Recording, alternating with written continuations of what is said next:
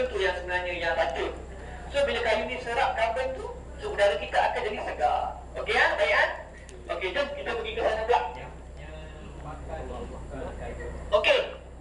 Kalau ikut undang-undang Jabatan Perhutanan, untuk jadi bahan bakar pun dia kena guna kayu arang. Dia kena guna kayu bakar juga. Kayu bakar yang umur 15 tahun, umur macam tu lah. Itu undang-undang dia. Kalau dia guna kayu yang lain, boleh, tapi dia kena cukai. Dia kena bayar cukai. Sebab apa kayu yang lain ni? Sebab kalau ikut ke Jabatan Hutan, dia kena fully utilize. Dia kena guna kayu arang juga, kayu bakar juga supaya tak membazir. Kalau macam ni, nanti kalau Jabatan Hutan datang, Jabatan Hutan tengok, ya ada kayu lain ni, bukan kayu bakar ni. Dia akan dikira. Berapa kena bayar cukai. Tapi still, owner still dia untung lah. Bayar ni murah lagi daripada kayu. Daripada dia buat kayu bakar ni sebagai bahan bakar, baik dia buat kayu bakar ni untuk jadi arang untuk BBQ. Dia mau untung kan? Macam tu lah cerita ni. Okey, jom kita pergi ke sana. Lepas ni kita naik bus pula.